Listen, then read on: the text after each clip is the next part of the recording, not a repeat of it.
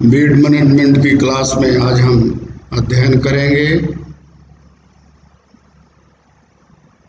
Reproduction and dissemination of beets,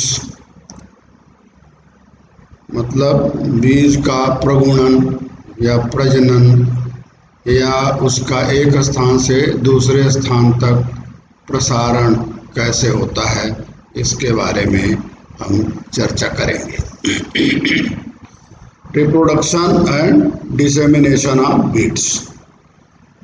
इस chapter के दो भाग हैं, पहले उत्पादन और दूसरा उसका प्रसारण, प्रकीर्णन, एक स्थान से दूसरे स्थान पर बीट्स कैसे जाते हैं। तो पहला होता है पार्ट है इसका रिप्रोडक्शन। रिप्रोडक्शन का मतलब होता है उत्पादन कैसे होता है, इनका प्रजनन कैसे होता है, ये नए बीज और पौधे कैसे उत्पन्न करते हैं। तो रिप्रोडक्शन दो तरीके से होता है, पहला बीज के द्वारा और दूसरा वानस्पतिक भाग के द्वारा। तो वो खरपतवार, बहुत सारे खरपतवार इस श्रेणी में आते हैं जो कि बीज उत्पन्न करते हैं और वो बीज फिर नए पौधे को बनाते हैं, जन्म देते हैं।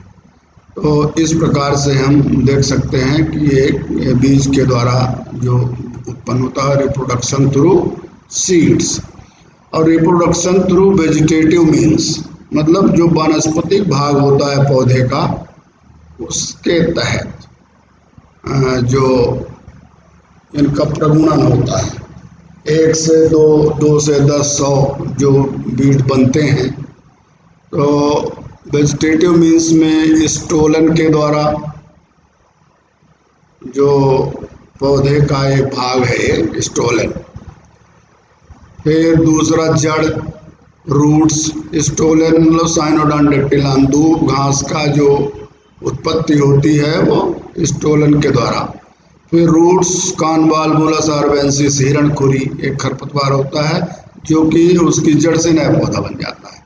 फिर ट्यूबर्स, साइपरस रोटंडस, ये ट्यूबर होते हैं, जड़ में गांठ होती है ट्यूबर के रूप में मोथा में, और उसी से फिर नया पौधा तैयार कर देता है। रनर्स, ऑक्जेलिस कार्निकुलाटा, ये नया पौधा एक रनर्स के द्वारा भी तैयार होता है। सकर्स,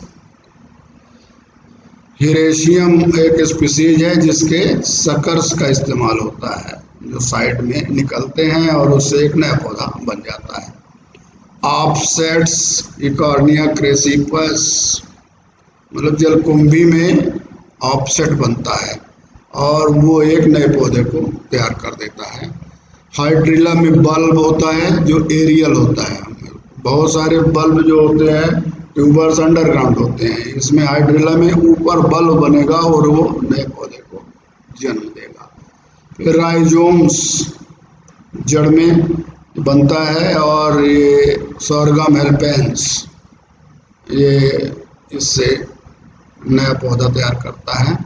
कुछ पौधे हैं जो जिनकी पत्तियों से नया पौधा बन जाता है, जैसे पत्ती गिर जाए या तोड़ के आप जमीन में आधा गड़ा दो तो उसमें, जैसे मोनोग्याना है, ब्रायोफाइलम, ये इस कैटेगरी के पौधे हैं जो कि पत्ती के द्वारा नए पौधे का निर्माण कर देते हैं।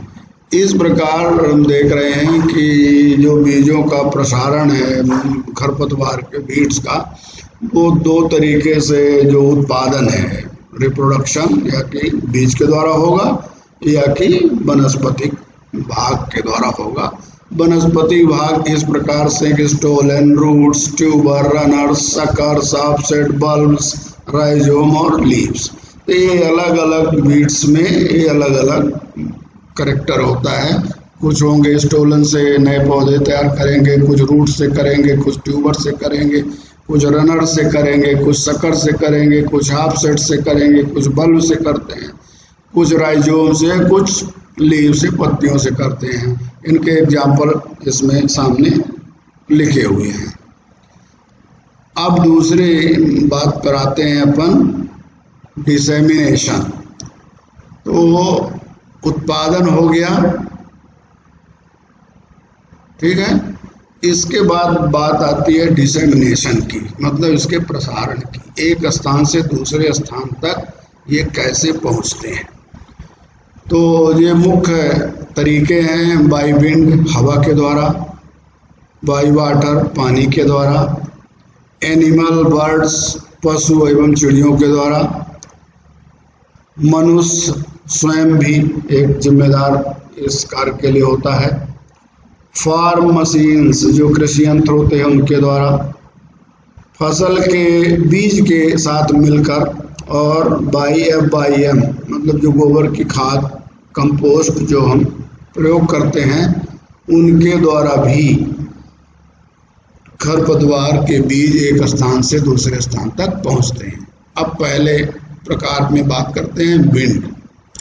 विंड के द्वारा जो बीज खरपतवार के एक स्थान से दूसरे स्थान तक जाते हैं, उनमें कुछ बीज में अलग प्रकार की रचनाएं विकसित हो जाती हैं, होती हैं, जो कि हवा के द्वारा बीजों के प्रसारण में मददगार होती हैं। जैसे पप्पूस एक स्ट्रक्चर है बीज का, ये बीज है और बीज में इस टाइल में नीचे में देखिए एक छाता नुमा रोए उगाते हैं, और जिससे कि हवा के द्वारा वो एक स्थान से दूसरे स्थान तक पहुंच जाते हैं। कैलोट्रोपिस जिजेंटिया ये खरपतवार है जिसके बीजों का प्रसारण पप्पूस के द्वारा माने हवा के द्वारा होता है, पप्पूस तरीके से होता है। दूसरा तरीका होता है बैलून, माने गुब्बारे के रूप में बीज बन जाता है ना। ये जैसे देखिए ग्राउंड चेरी, ये गुब्बारे के रूप में बीज हैं। गुब्बारा आप जानते हैं कि हवा में उड़ता है, तो ये बीज हवा में उड़ के एक स्थान से दूसरे स्थान तक पहुंच जाते हैं। तीसरा तरीका होता है पैराशूट बनना। पैराशूट आप जानते हैं, सुने भी होंगे कि हमारे सैनिक लोग पैराशूट से उतरते हैं। हम लोग भी कभी अगर वायुयान में यात्रा करते हैं तो वहाँ भी पैराशूट उपलब्ध कराया जाता है। कोई इमरजेंसी सिचुएशन आ जाए तो पैराशूट पहनकर कूद देना है, तो हवा के साथ फिर हम नीचे तक आ जाते हैं। तो ये प्रक्रिया हमारे बीजों के साथ भी होती है। एमरेंथस के बीजों में पैराशूट की तरह स्ट्रक्चर डेवलप हो जाता है, जिससे वो हवा में उड़ते हुए एक स्थान से दूसरे स्थान तक पहुंच जाते हैं। फिर अगला है विंग्स। विंग्स मतलब पंख। ये देखिए आप विंग्स का फोटोग्राफ में ऐसा लगता है कि बीज है कि चिड़िया है। ये बीज है और इसमें दो पंखे ऐसे डेवलप हुए हैं जो कि ऐसा लगता है कोई चिड़िया उड़ रही है, लेकिन ये बीज है। तो जैसे ये सौर एस्प में इस तरह का होता है कि बीज में पंखे की तरह स्ट्रक्चर डेवलप हो जाता है, और इस पंखे के कारण में हवा के झोंकों से बीज एक जगह से दूसरे स्थान पर उड़कर पहुंच जाता है। इसके अलावा हवा के द्वारा बीज के प्रसारण के लिए एक बहुत बड़ा कारण बनता है कि ज़्यादातर वीड सीड बहुत हल्के वजन के होते हैं। अब जो हल्का वजन का होगा वो हवा के झोंके में उड़ेगा ही, तो उड़ करके एक स्थान से दूसरे स्थान को बहुत आसानी से पहुंच जाता है। तो वो due to light weight of the weed seed. फिर एक मैकेनिज्म और होती है, सेंसर मैकेनिज्म कहते हैं। ये आर्जीमोन में होती है। ये सत्यानाशी का पौधा है, और सत्यानाशी के पौधे के जो बीज का जो रहेगा फल, पूरा का पूरा फल जब पकेगा तो टूटकर जमीन में गिरता है, और जब हवा चलती है तो हवा के साथ जमीन में लुढ़कता जाता है, और जब वो लुढ़कते हुए जाता है एक स्थान से दूसरे स्थान तक, तो उसके जो फल के अंदर बीज है वो गिरते हुए जाते हैं, बिखरते जाते हैं। तो इस प्रकार से इस प्रक्रिया को सेंसर मैकेनिज्म कहते हैं, है ना। विंड के द्वारा जो लुढ़कते हुए जमीन में जो फल बीज को बिखेरता जाए वो आर्जीमोन मैक्सिकाना में होता है, और उस मैकेनिज्म को हम सेंसर मैकेनिज्म कहते हैं। इसके बाद बाई वाटर, आप जानते हैं जब वर्षा होती है तो पानी बहकर एक स्थान से दूसरे स्थान पर जाता है। अब वहाँ जो खरपतवार के बीज हैं उस पानी के साथ बहेंगे और बह के एक स्थान से दूसरे स्थान पर चले जाएंगे, तो वो पानी गिरेगा, रन ऑफ होगा और उसके साथ में जाएंगे। बहुत दूरी तक तय कर सकते हैं ये, क्योंकि ये नाले में जाएगा, नाले से नदी में जाएगा और नदी कहाँ से कहाँ तक जाती है, तो हम देखेंगे कि ये भी मतलब हजारों किलोमीटर तक नई जगह में पहुंच जाता है। तो इस प्रकार से ये जल के द्वारा भी बीजों का प्रसारण होता है। अगला है एनिमल एंड बर्ड्स, तो चिड़ियों के पंख में चिपक जाएगा, पशुओं के बाल में चिपक जाएगा, विशेषकर पूंछ में, और ऐसे खरपतवार जिनमें कांटे होते हैं बीज में, वो बीज बड़ी आसानी से चिड़ियों और पशुओं में के शरीर में चिपक जाते हैं और एक स्थान से दूसरे स्थान तक पहुंच जाते हैं। चिड़ियों के द्वारा विशेष रूप से चिड़ियां जो फल खाती हैं तो उनको बीज डाइजेस्ट नहीं होता सॉरी, तो फिर वो जो बीट करती हैं तो वहाँ पे वो नया पौधा तैयार हो जाता है। आप लोग ध्यान करिए कि बरगद और पीपल का जो पौधा होता है वो किसी दूसरे पेड़ के ऊपर में उग जाता है, वो कहाँ से वहाँ बीज पहुँच गया? वो चिड़ियों ने बरगद या पीपल इस तरह के फल को खाया और उसके बीज को वहाँ पे उन्होंने बीट किया, निकाल दिया मल द्वार से, और वो बीज जो वास्तव में अगर हम बोते तो वो उगता नहीं, बहुत डार्मेंसी होती है, लेकिन चूंकि वो डाइजेस्टिव सिस्टम से चिड़ियों के निकला तो उसकी डार्मेंसी खत्म हो गई, तुरंत उग जाता है। तो ये पीपल और बरगद के जो प्रसारण है मुख्य रूप से चिड़ियों के द्वारा होता है। मनुष्य, मजदूर, किसान जो खेत में जाते हैं, मेड़ों पे जो बीड होते हैं, खेत में जो बीड होते हैं, जैसे अमरंथस और सटेरिया, ये बीज मनुष्यों के कपड़ों में चिपक जाते हैं और फिर एक स्थान से दूसरे स्थान तक पहुंच जाते हैं।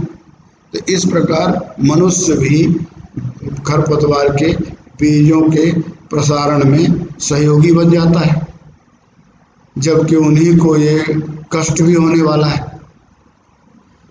इसी प्रकार फार्म मशीन्स, जो कृषि यंत्र होते हैं, खेतों में बहुत तरह के कृषि यंत्र प्रयोग किए जाते हैं, खेत की तैयारी से लेकर कटाई तक।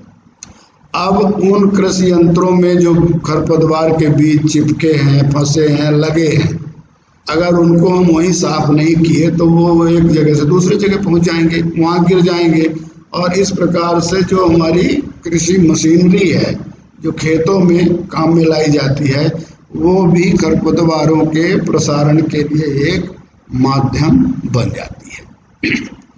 इसी प्रकार विद क्रॉप सीड्स, अगर हमने जो बीज बोया है वो साफ सुथरा नहीं है, बीड फ्री नहीं किया है उसको हमने, तो जो खरपतवार के बीज मुख्य फसल में मिले हुए हैं वो उसके साथ में खेत में चले जाएंगे। कुछ खरपतवार के बीज तो ऐसे होते हैं जो मुख्य फसल के बीज से एकदम मिलते जुलते होते हैं, उनको अलग करना ही बहुत कठिन होता है, जिनको हम ऑब्जेक्शनल वीड कहते हैं, जो हम पिछले क्लास में उसका अध्ययन कर चुके हैं। तो वो तो बहुत ही मुश्किल होता है। इस प्रकार से जो मुख्य फसल के बीज के माध्यम से खरपतवार हमारे खेत तक पहुंचता है, एक स्थान से दूसरे स्थान तक पहुंचता है, ऐसे खरपतवार जो है वो मेन क्रॉप जो है उसके सीड के माध्यम से पहुंचते हैं। इस प्रकार हम देखेंगे कि ये जो हमारी फसल हम बोते हैं बीज, वो भी एक माध्यम खरपतवारों के प्रसारण का हो जाता है।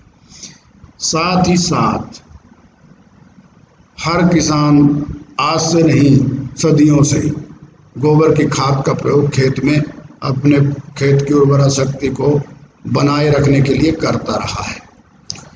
और अगर वो खाद अच्छे से सड़ी हुई नहीं है तो उसमें जो बीड सीड हैं वो अपच जो हुआ है, जो जानवरों ने घास खाई है उसके बीज जो मिले हैं, और वो अगर खाद सड़ा नहीं है तो वो बहुत ज़्यादा तादाद में हमारे गोबर के खाद के साथ हमारे खेत तक पहुंच जाते हैं, खेत से फिर दूसरे माध्यमों से अन्य जगह पहुंचते रहते हैं। तो इस प्रकार हम देखते हैं कि ये खरपतवार का जो प्रकीर्णन है, प्रसारण है, डिसेमिनेशन है, वो गोबर खाद जो सड़ी हुई नहीं है वो भी एक बहुत बड़ा माध्यम इसके प्रकीर्णन का होता है। तो हम आज देखें कि बीज का उत्पादन कैसे होता है। खरपतवार के बीज के माध्यम से द्वारा होता है, बीज बनाते हैं, वो फिर फैलते हैं, दूसरा वनस्पति भाग से फैलते हैं, फिर उनका प्रसारण एक स्थान से दूसरे स्थान पर होने के ये माध्यम है wind, water, animal and birds, man, farm machines, with crop seed and with FIM।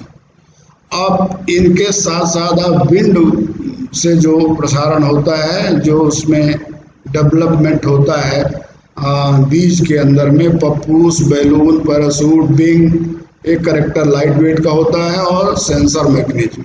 इनको आप ध्यान करिए और बुक्स में और लिटरेचर में इनको डिटेल में स्टडी करें। उम्मीद करता हूँ कि ये चैप्टर में जो बातें बताई गई आपके समझ में आ गई होंगी। धन्यवाद।